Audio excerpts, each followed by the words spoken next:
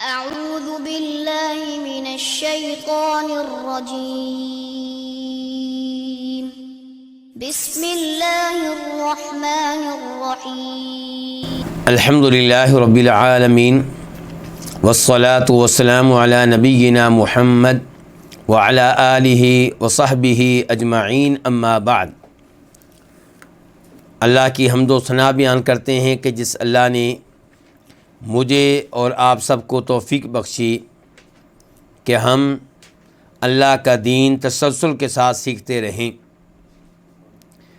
اللہ رب العزت اس پہ ہمیں دوام اور استقامت عنایت فرمائے، اور اللہ تعالیٰ صحیح معنوں میں اخلاص کے ساتھ یہ علم لینے کی توفیق بھی دیتا رہے اور اس پہ عمل پیرا ہونے کی توفیق بھی دیتا رہے، اور یہ پیغام باقی لوگوں تک پہنچانے کی توفیق بھی دے۔ آج ہم الدرر البہیہ کے ساتھ ہیں، جس کے مؤلف کون ہیں؟ امام محمد بن علی الشوکانی رحمہ اللہ۔ کتاب کا نام ہے الدرر البہیہ فی المسائل الفقہیہ، فقہی احکام و مسائل پہ مشتمل یہ کتاب ہے۔ اور کتاب کے مؤلف کی خوبی یہ ہے کہ وہ کتاب و سنت کے مطابق مسائل بیان کرنے کی کوشش کرتے ہیں، اور کسی امام، کسی مسلک، کسی جماعت کی وجہ سے قرآن کی آیت کو پیچھے کر دیں، یا نبی علیہ الصلوۃ والسلام کی حدیث کو مسترد کر دیں یا اس کی تعویل کریں، ایسا وہ نہیں کرتے، اور یہ بہت بڑی خوبی ہے۔ اس کتاب کی دو کتب ہم پڑھ چکے ہیں، نمبر 1 کتاب الطہارہ، نمبر 2 کتاب الصلاۃ، اور کتاب الصلاۃ کا آخری باب آج ہم پڑھنے لگے ہیں، الباب الخامس عشر، 15واں باب۔ یہ باب کیا ہے؟ باب صلاۃ الاستسقاء، نماز استسقاء کے بارے میں یہ باب ہے، یعنی کہ وہ نماز جو تب پڑھی جاتی ہے جب قحط سالی کی صورتحال ہو، بارش کی ضرورت ہو اور بارش نازل نہ ہو رہی ہو۔ اس موضوع پہ کچھ گفتگو ہم پہلے پڑھ چکے ہیں، کس کتاب میں؟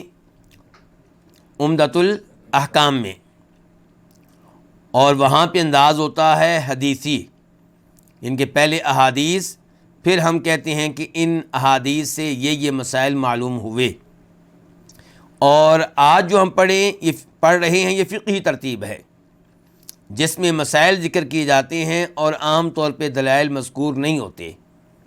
دلائل مذکور ہوں بھی تو شرح میں ہوتے ہیں، متن میں نہیں ہوتے۔ تو آئیے دیکھتے ہیں کہ امام شوکانی اس موضوع پہ کیا فرماتے ہیں۔ کہتے ہیں تسن عند الجدب رکعتان، الجد قحط سالی، قحط سالی کے وقت 2 رکعتیں پڑھنا مسنون ہے، 2 رکعتیں پڑھنا یہ سنت ہے۔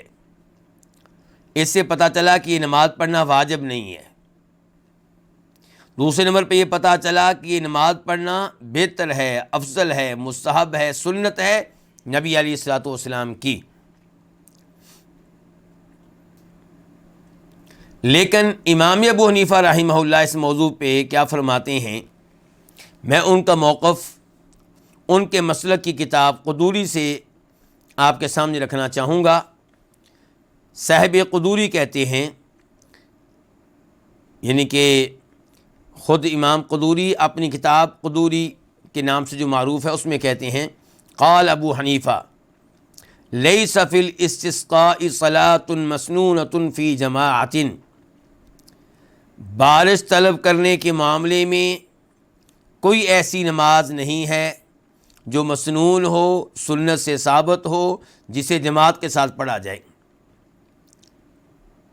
فَإِن صَلَّى النَّاسُ وُحْدَانًا جَازَ، اگر لوگ الگ الگ نماز پڑھ لیں تو یہ جائز ہوگا۔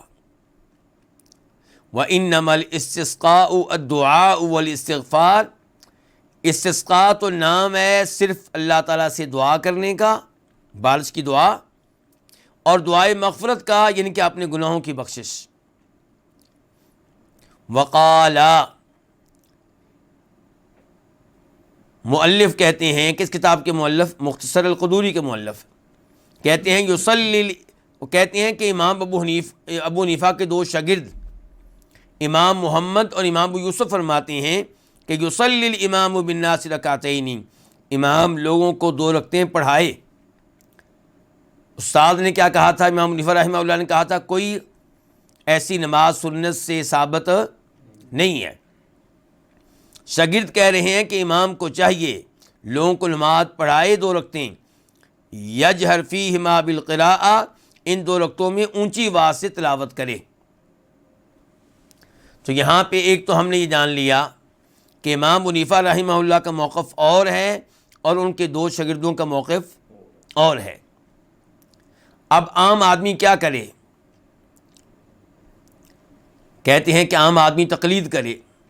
عام آدمی تقلید کرنا چاہتا ہے، وہ قدوری کھولے گا، دیکھے گا کہ امام حنیفہ رحمہ اللہ کہہ رہے ہیں کہ یہ نماز پڑھنا سنت طریقہ نہیں ہے جماعت کے ساتھ پڑھنا، اور شاگرد کہہ رہے ہیں کہ بالکل امام پڑھائے لوگوں کو اور اونچی آواز سے تلاوت کرے، تو اب وہ کس کی بات لے؟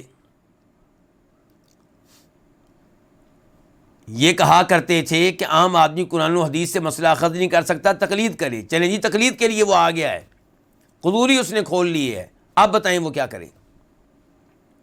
کیسے فیصلہ کرے کہ امام حنیفہ رحمہ اللہ کی بات لینی ہے یا امام محمد اور ابو یوسف کی بات لینی ہے؟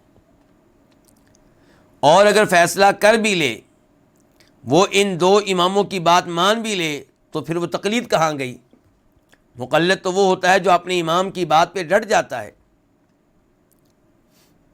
تو اگر وہ امام حنیفہ رحمہ اللہ کی بات کو چھوڑتا ہے تو پھر مقلد تو نہ رہا، پھر دوسروں پہ تنقید کیوں کرتے ہو؟ یہاں پہ میں آپ کو شیخ البانی رحمہ اللہ کے پاس لے کر جاؤں گا۔ ان کی کتاب سلسلۃ الاحادیث الضعیفہ والموضوعہ، جلد نمبر 12، صفحہ نمبر 294۔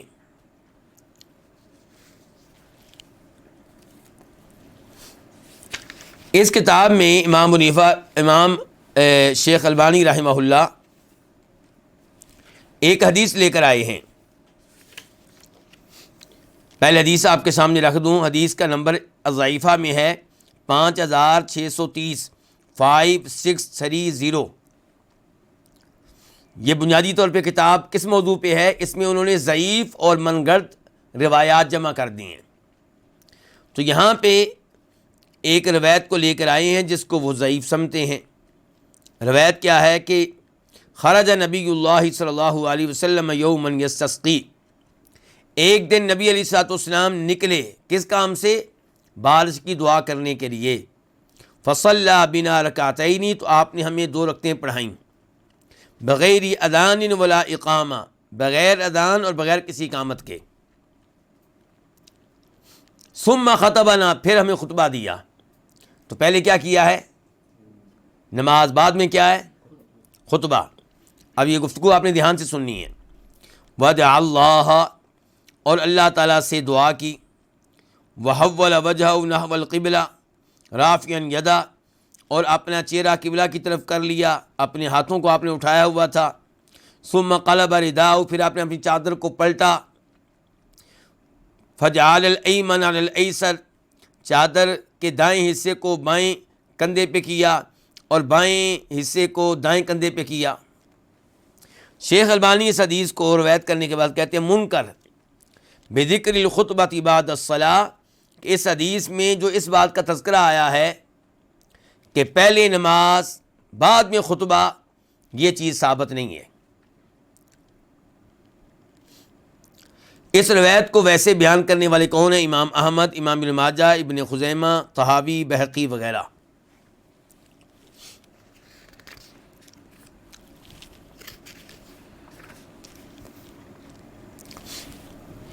شیخ البانی رحمہ اللہ کہتے ہیں یہاں پہ مجھے تعجب ہوتا ہے کہ کئی لوگوں نے کیا کیا۔ کہتے ہیں پہلے نمبر پہ مجھے تعجب اس بات پہ ہوتا ہے کہ یہ حدیث منکر ہے، ضعیف ہے، اس کے باوجود اس پہ عمل کرتے ہیں مالکی بھی، شافعی بھی۔ چنانچہ ان کا موقف یہ ہے کہ خطبہ بعد میں ہوگا، نماز پہلے ہوگی۔ یہ کن کا موقف ہے؟ مالکیوں کا اور شافعیوں کا۔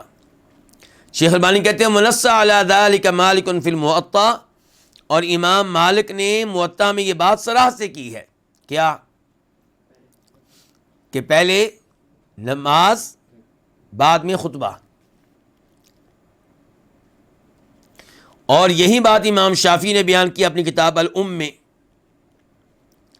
اور ان کی پیروی کی ہے امام ابو یوسف رحمہ اللہ نے، جیسا کہ ان کے موقف کو بیان کیا امام ابو جعفر طحاوی نے۔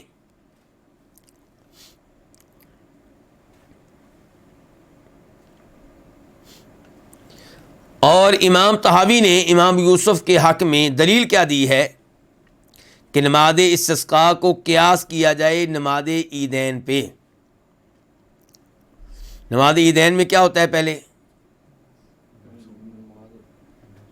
پہلے نماز بعد میں خطبہ۔ تو انہوں نے کہا جی نماز استسقاء میں بھی کیا ہوگا؟ پہلے نماز بعد میں خطبہ۔ شیخ البانی کہتے ہیں مع کونہ یعلم، ابو جعفر طحاوی نے، امام طحاوی نے امام یوسف کا موقف نقل کیا، ان کے حق میں دلیل بھی پیش کی۔ وہ کیا؟ قیاس، نماز استسقاء کا قیاس کس پہ؟ نماز عید پہ۔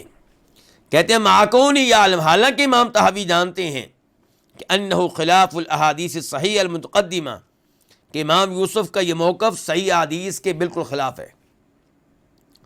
صحیح حدیث کا تقاضا کیا ہے کہ پہلے کیا ہوگا؟ خطبہ، بعد میں نماز۔ وقد خرجها كلها، ان تمام احادیث کو امام طحاوی اپنی کتاب میں لے کر آئے ہیں۔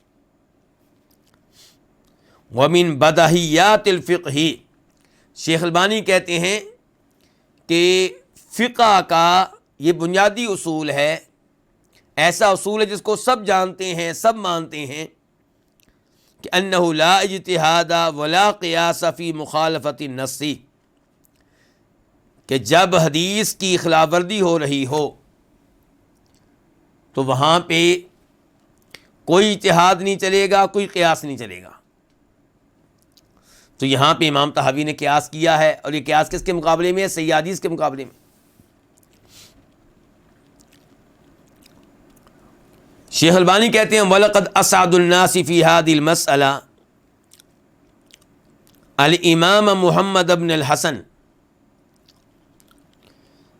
فإنه وفق لسنة فيها، یہاں پہ امام محمد، وہ بھی حنفی ہیں، امام حنیفہ کے شاگرد ہیں دوسرے، امام محمد جو ہیں ان کو اللہ تعالیٰ نے حدیث کو اختیار کرنے کی توفیق دی ہے۔ یعنی کہ انہوں نے پھر کون سا موقف اپنایا ہے؟ تو میں گزارش یہ کر رہا تھا کہ شیخ البانی فرما رہے ہیں کہ امام محمد بن حسن شیبانی کو توفیق ملی ہے، انہوں نے اس مسئلے میں کس کو اختیار کیا؟ حدیث کو۔ تو گویا کہ ان کا موقف پھر کیا ہوا؟ پہلے خطبہ، بعد میں نماز۔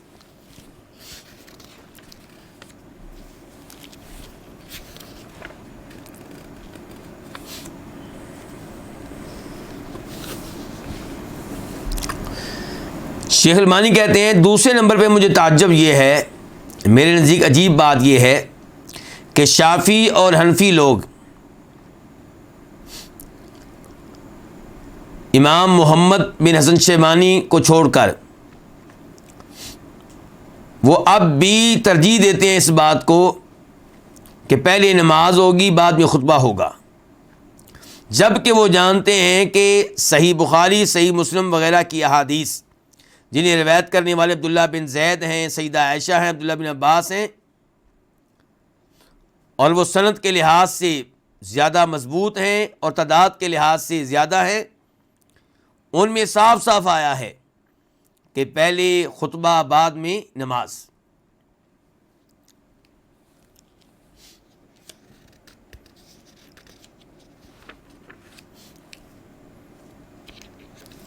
اس کے بعد تیسرے نمبر پہ شیخ البانی کہتے ہیں اور یہ بات وہو اغرب و اعجب، یہ سب سے زیادہ عجیب و غریب بات ہے، وہ کیا کہ استمرار الحنفیۃ فی متونہم علی انکار شرعیت الجماعت فی صلاۃ الاستسقاء، کہ حنفی اب بھی اپنے فقہی متون میں نماز استسقاء کو جماعت کے ساتھ ادا کرنے کی شرعیت اور سنیت کا انکار کرتے ہیں۔ کہتے ہیں مجھے اس پہ تعجب ہے۔ کہتے ہیں آپ اس کے لیے دیکھ لیں ان کی شرح الکنز دیکھ لیں امام عینی کی، البحر الرائق دیکھ لیں ابن نجیم مصری کی، الدر المختار دیکھ لیں اس کی شرح رد المختار کے ساتھ۔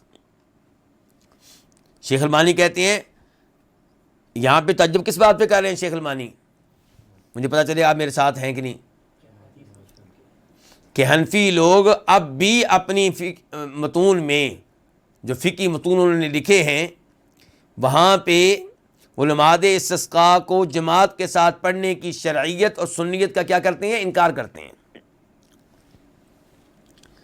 اس کے بعد کہتے ہیں شیخ البانی کل ذلک منہم خلاف للاحادیث والآثار، اور یہ سب صحیح احادیث کے خلاف ہے، احادیث اور آثار کے خلاف ہے۔ بل و خلاف قول الامامین ابی یوسف و محمد، بلکہ ان کا یہ موقف امام ابو یوسف اور امام محمد کے فتوے اور قول کے بھی خلاف ہے۔ وتعصبا منہم للامام ابی حنیفہ، یہ اصل میں تعصب ہے ان کی طرف سے امام ابو حنیفہ رحمہ اللہ کے حق میں، ان کے امام ابو حنیفہ رحمہ اللہ کی بات آ جائے تو اس کو اتنی مضبوطی سے پکڑ لیتے ہیں یہ لوگ کہ احادیث کو چھوڑ دیتے ہیں، آثار کو چھوڑ دیتے ہیں۔ کہتے ہیں فَإِنَّهُ تَفَرَّدَ بِذَلِكَ مِن بَيْنِ الْأَئِمَّةِ، امام ان کے مابین امام ابو حنیفہ رحمہ اللہ کا صرف یہ موقف ہے کہ نماز استسقاء جماعت کے ساتھ پڑھنا سنت نہیں ہے، اور یہ یہاں پہ چاہیے تھا کہ امام ابو حنیفہ رحمہ اللہ کو چھوڑ دیتے احادیث کو دیکھ کر، آثار صحابہ کرام کے دیکھ کر، اور امام ابو یوسف امام محمد کا موقف دیکھ کر، لیکن یہ ان کے ساتھ کھڑے ہوئے ہیں تعصب کرتے ہوئے۔ شیخ البانی فرماتے ہیں بل ان ظاہر کلامہ انہ ینکر شرعیت الصلاۃ للاستسقاء مطلقا، کہتے ہیں کہ امام ابو حنیفہ رحمہ اللہ کے کلام پہ اگر آپ غور کریں تو یوں لگے گا کہ وہ نماز استسقاء کو مطلق طور پہ نہیں مانتے، یعنی کہ نہ جماعت کے ساتھ اور نہ تنہا پڑھنے کو۔ وَسَلَفُوا فِي ذَلِكَ ابراہیم النخعی، اور انہوں نے اس معاملے میں اپنے سامنے کس کو رکھا ہے؟ امام ابراہیم نخعی کو۔ فَإِنَّهُ كَانَ لَا يُصَلِّي، کیونکہ وہ یہ نماز نہیں پڑھتے تھے۔ اس بارے میں مزید گفتگو کرنے کے بعد کہتے ہیں شیخ البانی قلت ورأيهما هذا لا يمكن توجيهه إلا على أنه لم تبلغهم تلك الأحاديث الصحيحة والآثار عن السلف وإلا لقالوا بها۔ اب سوال پیدا ہوتا ہے ٹھیک ہے جی امام حنیفہ رحمہ اللہ نے اس نماز کا انکار کر دیا، ابراہیم نخعی بھی یہ نماز نہیں پڑھتے تھے، اب ہم کیا ان کے اوپر کوئی سخت فتویٰ لگائیں، ان کی بے ادبی کریں، ان کی گستاخی کریں، ان کی توہین کریں؟ نہیں۔ شیخ البانی کتنے ادب کے ساتھ، کتنے احترام کے ساتھ گفتگو کر رہے ہیں۔ کہتے ہیں ان دونوں کی یہ رائے، کن دونوں کی؟ امام ابو حنیفہ رحمہ اللہ اور ابراہیم النخعی، ان دونوں کی یہ رائے، اس کی ایک ہی توجیہ ممکن ہے، وہ کیا کہ ان کو یہ صحیح حدیث نہیں ملی ہوں گی، ان کو سلف کے یہ آثار نہیں ملے ہوں گے، ورنہ اگر یہ احادیث ان کو مل جاتی، یہ آثار ان کو مل جاتے، لقالوا بہا، تو وہ ان احادیث کو اپنا لیتے، اپنا موقف ان کے مطابق اختیار کرتے۔ وکانوا مع الجماعہ، اور وہ بھی دیگر علماء کرام کی صف میں کھڑے ہوتے۔ اذ من المقطوع بہ، کیونکہ یہ بات پکی ہے، انہ لا عدا بین احد و بین السنہ، کہ ان کے مابین اور سنت کے مابین کوئی دشمنی تو نہیں ہے، وہ جان بوجھ کے حدیث کو چھوڑنے والے نہیں ہیں، خصوصاً وہ جو امام ہیں۔ کیف وہم القائلون، کیسے ممکن ہے کہ وہ جان بوجھ کے حدیث کو چھوڑیں، جب کہ وہ یہ کہا کرتے تھے کہ اذا صح الحدیث فهو مذہبی، کہ صحیح حدیث مل جائے تو میرا یہی مسلک ہے، میرا یہی موقف ہے۔ کہتے ہیں وَإِنَّ فِي مَوْقِفِهِمَا هَذَا مِنْ هَذِهِ الصَّلَاةِ الْمَسْنُونَةِ تَنْبِيهًا عَلَىٰ أَمْرَيْنِ هَامَيْنِ۔ امام حنیفہ رحمہ اللہ، امام ابراہیم نخعی، ان دونوں نے یہ موقف اپنایا کہ نماز استسقاء سنت نہیں ہے۔ اس سے ہمیں دو اہم چیزوں کے بارے میں پتہ چل رہا ہے۔ یہاں پہ دو اہم چیزیں جو ہیں ان کے بارے میں تنبیہ جو ہے وہ مناسب ہوگی۔ نمبر ایک، ان الاصل فی العبادات المنع الا لنص، کہ عبادت میں اصل کیا ہے، کوئی بھی عبادت میں اصل کیا ہے کہ کرنی چاہیے کہ نہیں کرنی چاہیے۔ عبادات میں اصول یہ ہے کہ کوئی بھی عبادت کرنے کی آپ کو اجازت نہیں ہے سوائے اس عبادت کے جس کے بارے میں نص آ جائے، آیت آ جائے، حدیث آ جائے۔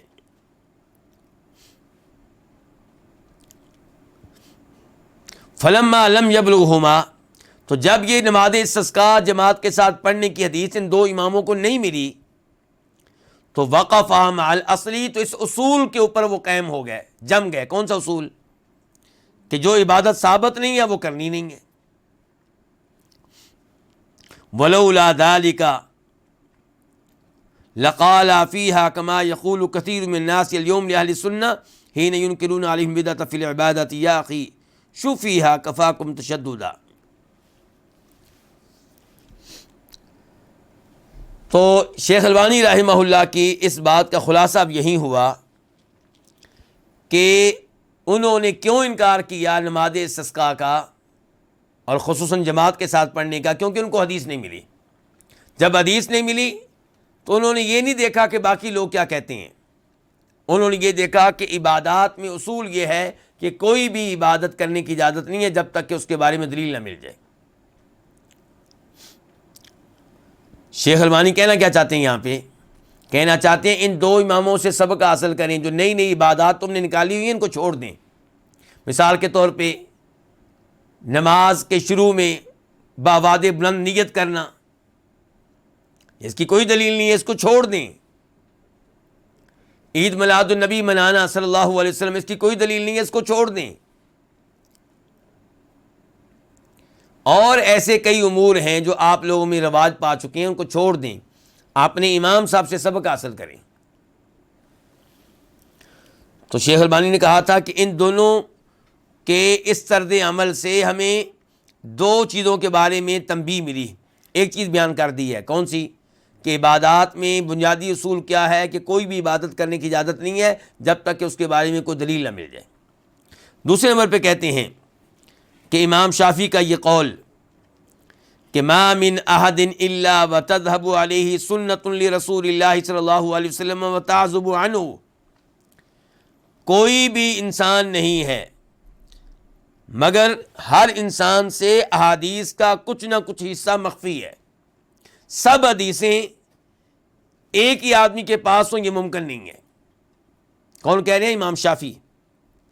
فمہما قلت من قول او اصلت من اصل فیہ عن رسول اللہ صلی اللہ علیہ وسلم خلاف ما قلت فالقول ما قال رسول اللہ صلی اللہ علیہ وسلم وهو قولی، تو جو بھی میں قول بیان کروں، جو بھی میں فتویٰ دوں، جو بھی میں اصول بیان کروں اور نبی علیہ الصلوۃ والسلام کی حدیث میرے قول کے خلاف نکلے، میرے اصول کے خلاف نکلے، تو وہی بات لینی ہے جو اللہ کے رسول نے کہی ہے اور وہی میرا موقف ہوگا۔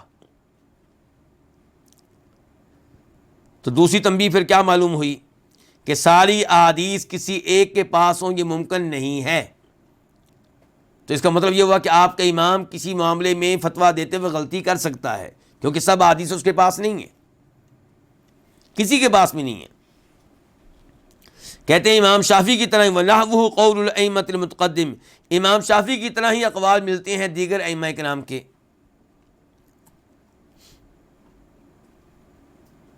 مثال کے طور پہ اذا صح الحدیث فهو مذہبی، اور امام حنیفہ کہتے ہیں اذا قلت قولا یخالف کتاب اللہ تعالی وخبر الرسول، جب میں کوئی ایسی بات کہوں جو قرآن کے خلاف ہو، نبی علیہ السلام کی احادیث کے خلاف ہو، فَاتْرُكُوا قَوْلِي، تو میرے قول کو چھوڑ دو۔ شیخ البانی رحمہ اللہ اس کے بعد سوال کرتے ہیں، بڑی اہم گفتگو فرما رہے ہیں شیخ البانی، کہتے ہیں وَلَكِنْ هل ائتمر اصحاب ابی حنیفۃ بامرہ ھذا لهم فترکوا قولہ بعدم شرعیت صلاۃ الاستسقاء۔ امام ابو حنیفہ رحمہ اللہ نے تو حق بات کہہ دی، انہوں نے تو کہہ دیا کہ جب میرا کوئی قول قرآن حدیث کے خلاف نکلے تو میرے قول کو چھوڑ دینا، میرے فتوے کو چھوڑ دینا۔ لیکن کیا ابو حنیفہ رحمہ اللہ کے شاگردوں نے، ان کے ماننے والوں نے، ان کے اصحاب نے امام ابو حنیفہ رحمہ اللہ کے اس حکم کو مانا؟ یعنی کہ امام ابو حنیفہ رحمہ اللہ نے تو کہا تھا کہ نماز استسقاء یہ سنت نہیں ہے، تو کیا انہوں نے امام ابو حنیفہ رحمہ اللہ کے اس فتوے، اس قول کو چھوڑا، اس سے اعراض کیا، یا مضبوطی سے تھام کے بیٹھ گئے؟ کہتے ہیں لَقَدْ انْقَسَمُوا فَرِيقَيْنِ، یہ لوگ یہاں پہ دو جماعتوں میں تقسیم ہو گئے۔ کون؟ امام ابو حنیفہ رحمہ اللہ کو ماننے والے، ان کے اصحاب، ان کے مقلد۔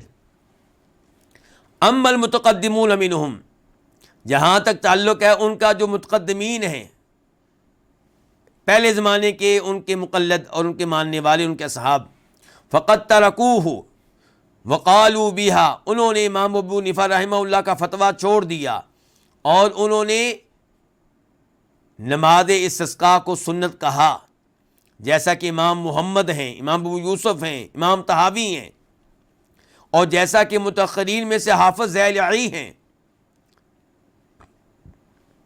انہوں نے امام ابو حنیفہ رحمہ اللہ کے قول کو بولیے چھوڑ دیا، ان کے فتوے کو چھوڑ دیا۔ یہی کچھ کرنا چاہیے باقی لوگوں کو بھی۔ وَأَمَّا الْمُتَأَخِّرُونَ مِنْهُمْ، اور جہاں تک تعلق ہے متاخرین کا، بعد میں آنے والے امام ابو حنیفہ رحمہ اللہ کے مقلدین کا، فَكَانُوا مُتَعَصِّبِينَ لِلْإِمَامِ، تو یہ امام صاحب کے حق میں تعصب برتتے ہیں۔ عَلَى اخْتِلَافٍ بَيْنَهُمْ، پھر ان کی بھی آگے دو قسمیں ہیں، کن کی؟ متاخرین کی، جو کہ تعصب رکھتے ہیں امام ابو حنیفہ رحمہ اللہ کی رائے کے حق میں۔ فَمِنْهُمْ مَنِ انْتَصَرَ، بلکہ ان کی انہوں نے تین اقسام بنائی ہیں۔ کن کی؟ متاخرین اصحاب ابی حنیفہ کی، یعنی کہ بعد میں آنے والے امام ابو حنیفہ رحمہ اللہ کے مقلدین کی تین اقسام بنائی ہیں۔ کنہوں نے؟ شیخ البانی رحمہ اللہ نے۔ کس مسئلے میں بلا؟ نماز استسقاء کے مسئلے میں۔ کہتے ہیں فَمِنْهُمْ مَنِ انْتَصَرَ لِلْإِمَامِ وَقَلَّدَهُ فِي مَا ذَهَبَ إِلَيْهِ مِنْ نَفْعِ الشَّرْعِيَّةِ وَتَجَاهَلَ تِلْكَ الْأَحَادِيثَ وَالْآثَارَ الصَّحِيحَةَ، ان میں سے کچھ وہ ہیں جو امام صاحب کی تائید کرتے رہے، امام صاحب کی تقلید کرتے رہے اس مسئلے میں کہ نماز استسقاء سنت سے ثابت نہیں ہے، اور انجان بن گئے صحیح احادیث سے، صحیح آثار سے۔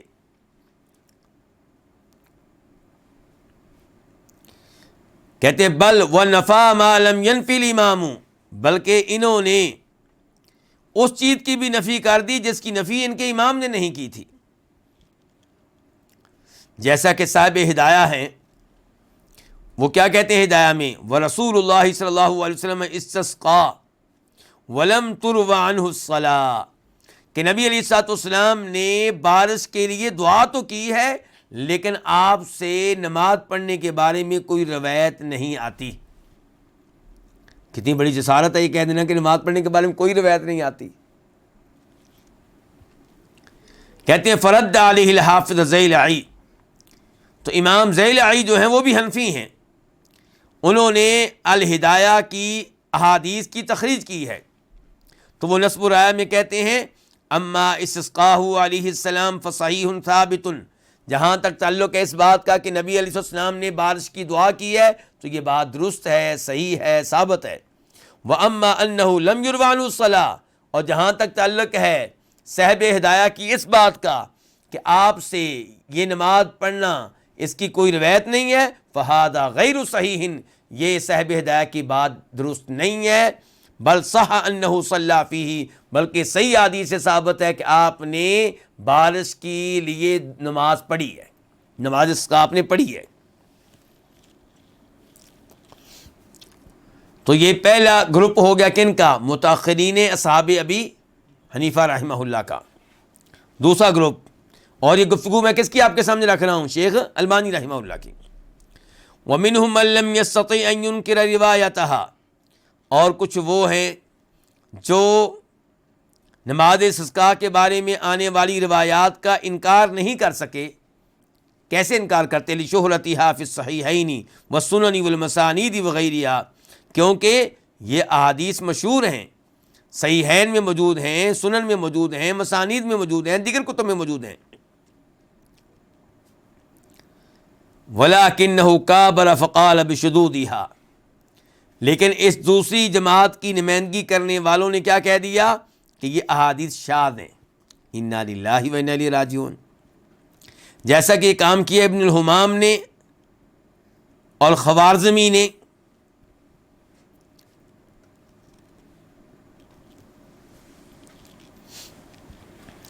تو شیخ البانی رحمہ اللہ آگے چل کے کہتے ہیں کہ 3 صحیح احادیث،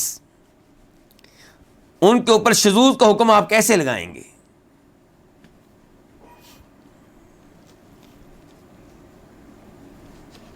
کہتے ہیں اگر یہ احادیث شاذ ہیں تو پھر دنیا میں صحیح احادیث کا وجود ہی نہیں ہے جو شذوذ سے پاک ہوں۔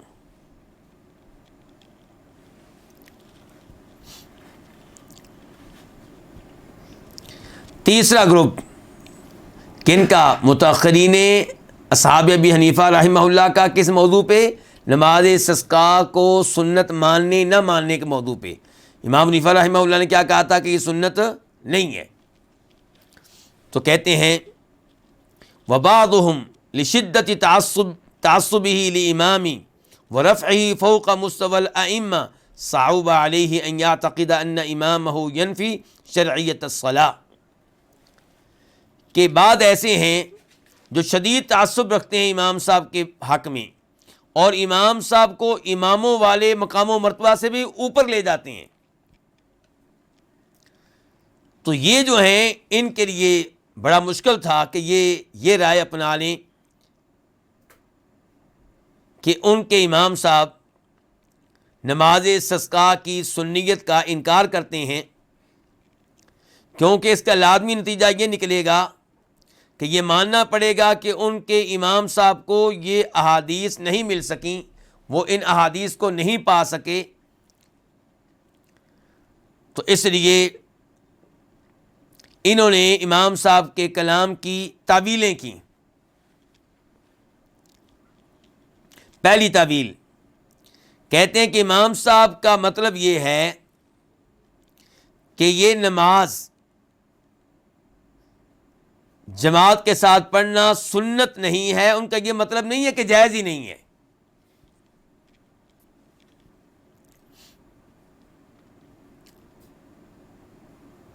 اور دوسری تعویل یہ کی گئی کہ امام صاحب کے قول کا مطلب یہ ہے کہ یہ نماز جماعت کے ساتھ پڑھنا سنت نہیں ہے، یہ نہیں کہ آپ بالکل ہی نہیں پڑھ سکتے۔ یہ 2 تعویلیں کی گئیں۔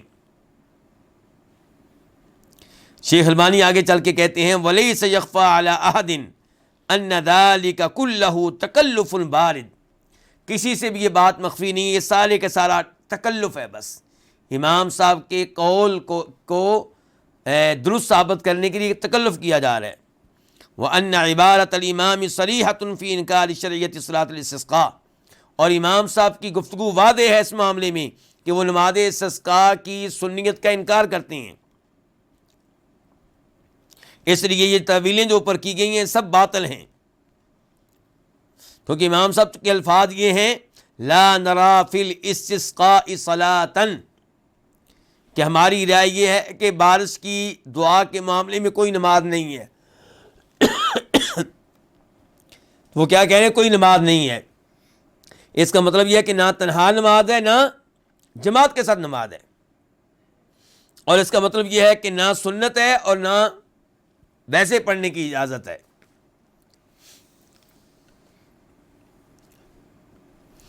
آخر میں کہتے ہیں شیخ البانی، وختاما اقول، آخر میں یہ بات کہتا ہوں، کفاکم ایھا القوم لفا ودورانا دفاعا عن امامکم مع انہ لیس بملیم، کہ اے قوم، تم لوگوں نے اپنے امام کا دفاع کرنے کے معاملے میں بہت ہی عجیب و غریب طریقے اختیار کیے، کبھی ادھر کبھی ادھر، کبھی ادھر گھوم رہے ہیں، کبھی ادھر گھوم رہے ہیں، کبھی ادھر جا رہے ہیں، کبھی ادھر جا رہے ہیں، حالانکہ امام صاحب اس معاملے میں قابل ملامت نہیں ہے، وہ قابل مذمت نہیں ہے، ہم ان کی مذمت نہیں کرتے، لأنہ وقف عندما علم، کیونکہ امام صاحب رحمہ اللہ کے بارے میں جیسا کہ شیخ البانی پہلے کہہ چکے ہیں کہ ان کو یہ حدیث نہیں ملی تو انہوں نے توقف اختیار کیا۔ فعلیکم باتباع ما ثبت فی السنہ، تمہیں چاہیے کہ تم اس کی پیروی کرو جو صحیح حدیث سے ثابت ہے، فإنہا ہی الاصل، یہ اصول ہے، یہ بنیاد ہیں، ان کے حدیث بنیاد ہیں۔ فإذا فاتت الامام فلم تفتکم، اگر یہ حدیث تمہارے امام سے چوک گئی، ان تک نہیں پہنچ سکی، تو تم تک تو پہنچ چکی ہے۔ وقامت بها الحجۃ علیکم، تو تم پہ حجت قائم ہو چکی۔ فقولوا للناس، تم لوگوں سے کہو، صلاۃ الاستسقاء سنۃ، کہ نماز استسقاء سنت ہے۔ فعلھا النبی صلی اللہ علیہ وسلم غیر مرۃ، اور آپ نے یہ نماز ایک سے زائد بار پڑھی ہے۔ وبین یدیھا خطبۃ، اور اس سے پہلے خطبہ ہے اور دعا ہے اور اللہ کے سامنے گڑگڑانا ہے۔ فإن اقتصر علی الدعاء اجازہ، لیکن اگر کبھی کوئی دعا پہ اکتفا کرے، نماز نہ پڑھے تو جائز ہے۔ لیکن ما ذکر من الخطبۃ والصلاۃ منہ افضل، لیکن یہ جو خطبے کا تذکرہ آیا ہے، نماز کا تذکرہ آیا ہے، تو یہ صرف دعا کرنے سے زیادہ بہتر ہے۔ ھذا ھو الذی تحصل من الاحادیث الواردۃ فی ھذا الباب، اس باب میں آنے والی احادیث سے یہ کچھ خلاصہ نکلتا ہے۔ تو مجھے امید ہے کہ شیخ البانی رحمہ اللہ کے کلام سے ہم سب کو فائدہ ہوگا۔ کتنی شاندار انہوں نے گفتگو کی ہے کہ ائمہ کرام کا احترام کریں، اور ان کا غلط فتویٰ آئے تو آپ یہ سمجھیں کہ ان کو صحیح حدیث نہیں پہنچی ہوں گی، اسی لیے انہوں نے وہ فتویٰ دے دیا جو صحیح حدیث کے خلاف پڑتا ہے۔ لیکن اس کا مطلب یہ نہیں ہے کہ آپ آنکھیں بند کر کے اندھے مقلد بن کے ان کے اس فتوے کو جو صحیح حدیث کے خلاف ہے سینے سے لگائے رکھیں اور یہ کہیں کہ جناب والا ہم مقلد ہیں۔ یہ آپ کا انداز درست نہیں ہے۔ صحیح احادیث پہ عمل کریں، صحیح احادیث کو اپنائیں، اسی میں خیر ہے اور اسی میں انشاءاللہ نجات ہے۔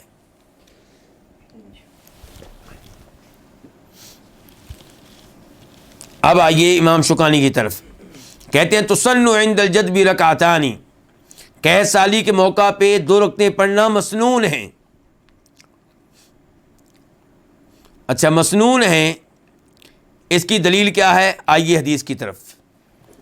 امام ابو داؤد رحمہ اللہ روایت کرتے ہیں، حدیث کا نمبر ہے 1173 1173، اور شیخ البانی رحمہ اللہ نے اس حدیث کو حسن درجے کی حدیث قرار دیا ہے۔ عن عائشہ رضی اللہ عنہا، روایت سیدہ عائشہ رضی اللہ عنہا سے قالت، انہوں نے کہا، شک الناس الی رسول اللہ صلی اللہ علیہ وسلم قحوط المطر، لوگوں نے نبی علیہ الصلوۃ والسلام سے شکایت کی بارش نہ ہونے کی، قحط سالی کی۔ فامر بمنبر، تو آپ نے ایک ممبر لانے کا حکم دیا۔ فوضع له فی المصلی، اس ممبر کو آپ کے لیے لگا دیا گیا، کہاں؟ نماز گاہ میں۔ تو پتہ چلا نماز استسقاء کہاں پڑھنی ہے؟ باہر کسی میدان میں، یہی سنت ہے۔ لیکن اگر کبھی آپ مسجد میں پڑھ لیں تو امید ہے کہ اس میں کوئی حرج نہیں ہوگا، لیکن سنت طریقہ کیا ہے؟ میدان میں۔ وَوَعَدَ النَّاسَ يَوْمًا يَخْرُجُونَ فِيهِ، اور آپ نے لوگوں کے ساتھ ایک دن طے کیا جس میں وہ نکلیں گے۔ اس سے پتہ چلا کہ پہلے اعلان ہو جائے کہ فلاں دن کو ہم نکلیں گے نماز استسقاء کے لیے۔ قالت عائشہ، سیدہ عائشہ کہتی ہیں فخرج رسول اللہ صلی اللہ علیہ وسلم، تو نبی علیہ السلام نکلے حین بدا حاجب الشمسی، جب سورج کی ٹکیا ظاہر ہوئی۔ تو اس سے کیا پتہ چلا کب نکلنا چاہیے اس نماز کے لیے؟ سنت طریقہ یہ ہے کہ سورج نکلنے کے 10-15 منٹ کے بعد آپ نکل جائیں۔ فقعد علی المنبر، چنانچہ آپ ممبر پہ بیٹھے تو آغاز خطبے سے کیا کہ نماز سے؟ خطبے سے، پہلے خطبہ بعد میں نماز۔ اور میں نے عمدۃ الاحکام کے درس میں بیان کیا تھا کہ حدیث سے ثابت ہے، وہ حدیث جو ہم نے وہاں پہ پڑھی تھی، بخاری شریف کی حدیث تھی کہ آپ نے پہلے خطبہ دیا بعد میں نماز پڑھائی۔ لیکن میں نے یہ بھی ذکر کیا تھا کہ علماء کرام کے اس بارے میں 2 موقف ہیں، کچھ کہتے ہیں کہ پہلے خطبہ بعد میں نماز، کچھ کہتے ہیں پہلے نماز بعد میں خطبہ۔ اور میں نے کہا تھا کہ امید ہے کہ دونوں قول ٹھیک ہوں گے، کیونکہ دوسرے قول کے حق میں بھی مسند احمد کی روایت آتی ہے۔ لیکن آج میں یہ بیان کر رہا ہوں کہ دوسرے موقف کے حق میں آنے والی روایت ضعیف ہے، اس لیے صحیح موقف یہی ہے کہ پہلے خطبہ بعد میں نماز۔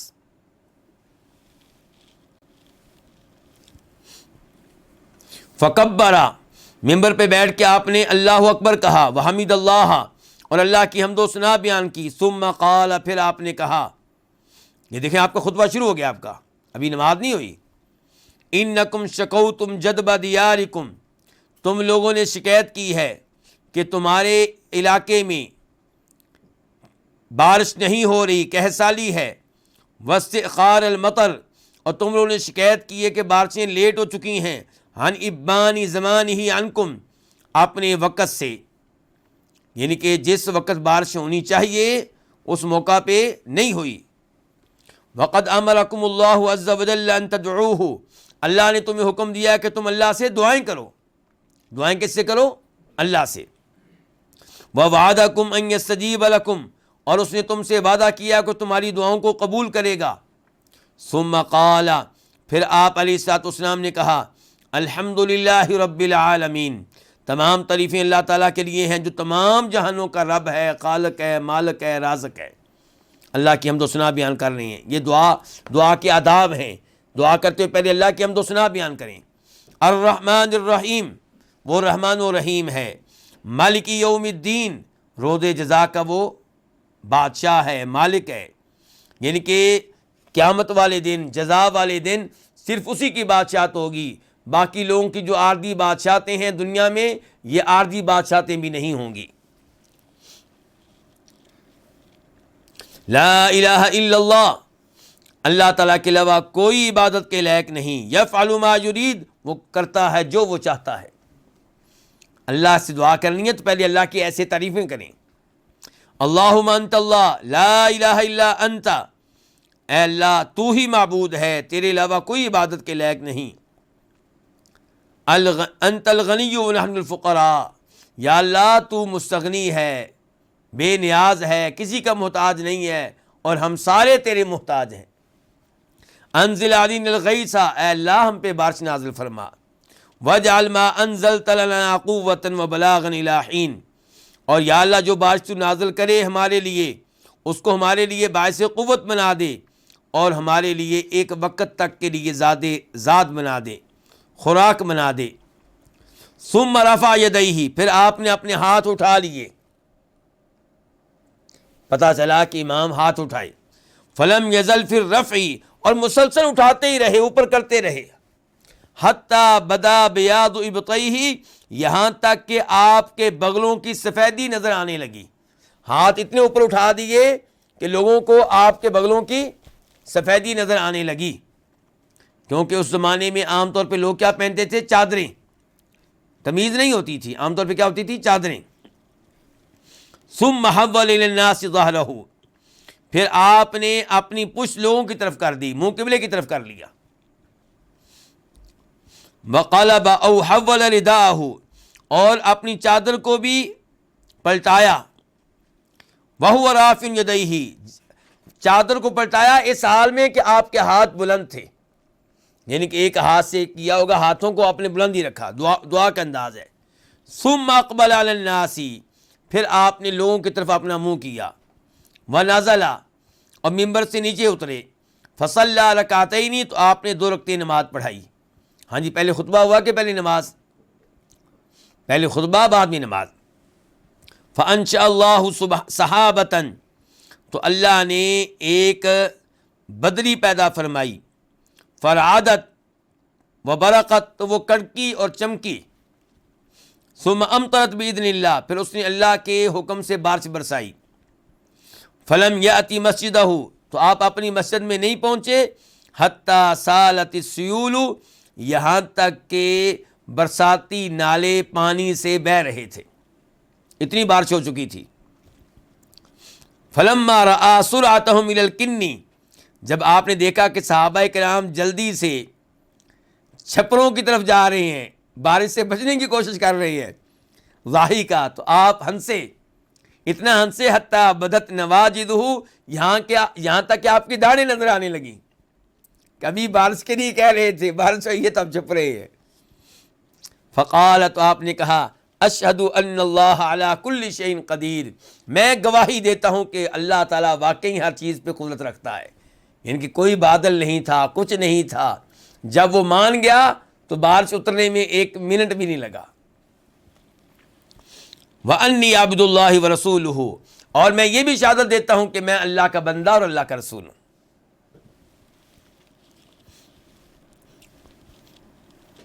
تو اس حدیث سے کیا پتہ چلا کہ 1 سالی کے موقع پہ نماز پڑھنا کیا ہے؟ سنت ہے.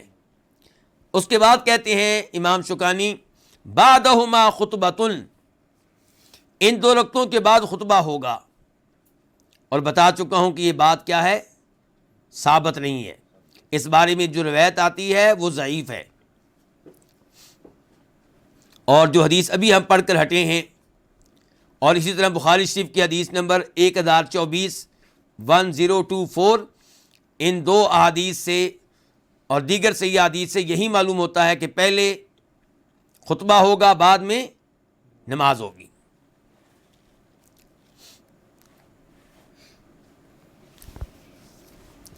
اور وہ روایت جسے پتہ چلتا ہے کہ پہلے نماز بعد میں خطبہ، وہ میں نے تھوڑی دیر پہلے آپ کے سامنے رکھی تھی جی. اس کا ابن ماجہ میں اس کا نمبر آپ نوٹ کر لیں، اس کا نمبر ہے 1268 1268،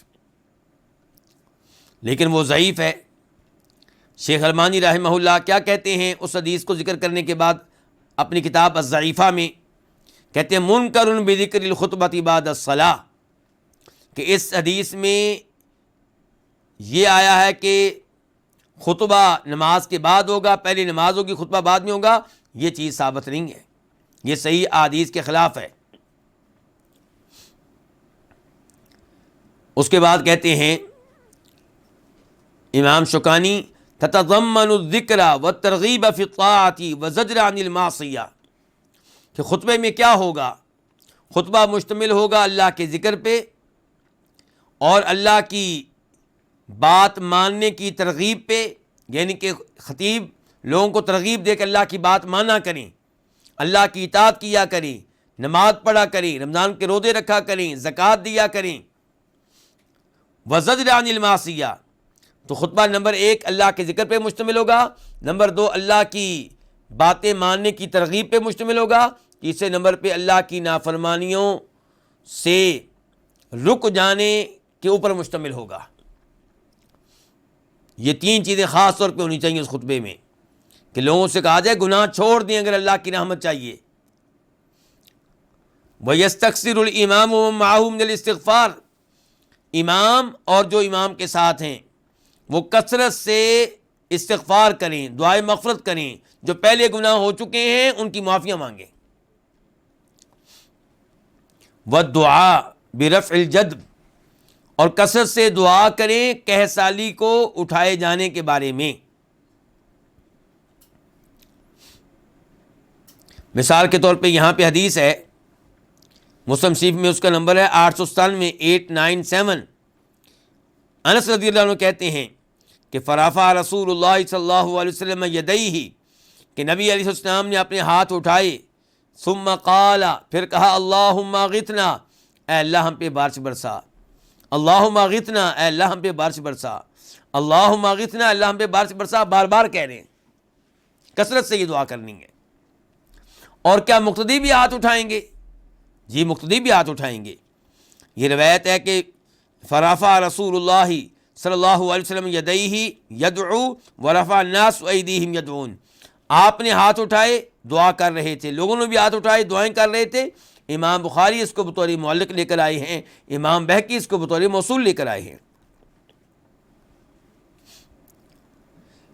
وَيُحَوِّلُونَ جَمِيعًا أَرْضِيَتَهُمْ، اور امام شوکانی کہتے ہیں کہ سب کے سب لوگ اپنی چادروں کو پلٹائیں گے، تبدیل کریں گے۔ یعنی کہ امام بھی اور مقتدی بھی۔ مثال کے طور پہ جو چادر کا حصہ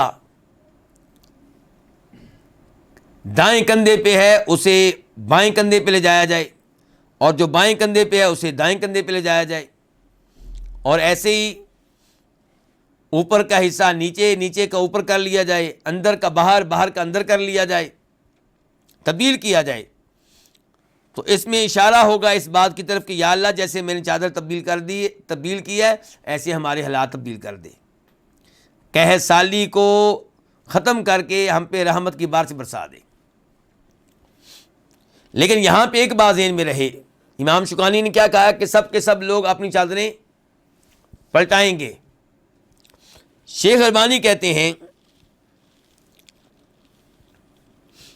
کہ امام تو یہ کام کرے گا لیکن مقتدی یہ کام نہیں کریں گے۔ چادر تبدیل کرنے والا کہتے ہیں اس بارے میں جو روایت آتی ہے وہ شاذ ہے، وہ ثابت نہیں ہے۔ اس بارے میں مزید گفتگو آپ شیخ البانی کی کتاب الضعیفہ میں دیکھ سکتے ہیں، حدیث کا نمبر ہے 5229 5229، اور تمام المنہ میں دیکھ سکتے ہیں صفحہ نمبر 264 264۔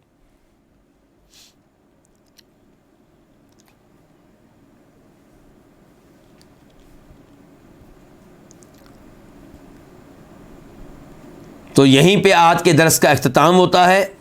بس ایک بات یہ ذکر کر دوں کہ 2 رکعتوں میں امام اونچی آواز سے پڑھے گا، جیسا کہ صحیح بخاری میں ہے کہ جہر فیہما بالقراءۃ، آپ نے اونچی آواز سے تلاوت کی، حدیث کا نمبر ہے 1024 1024۔ اللہ رب العزت سے دعا ہے کہ اللہ تعالی ہمیں محنت کے ساتھ، توجہ کے ساتھ اپنا دین سیکھنے کی توفیق دے، اور اللہ تعالیٰ ان احادیث پہ عمل کرنے کی توفیق دے، یہ پیغام، یہ دینی احکام لوگوں تک پہنچانے کی توفیق دے، اور اللہ ان کو ہماری نجات کا سبب اور ذریعہ بنائے۔ وآخر دعوانا الحمد للہ رب العالمین۔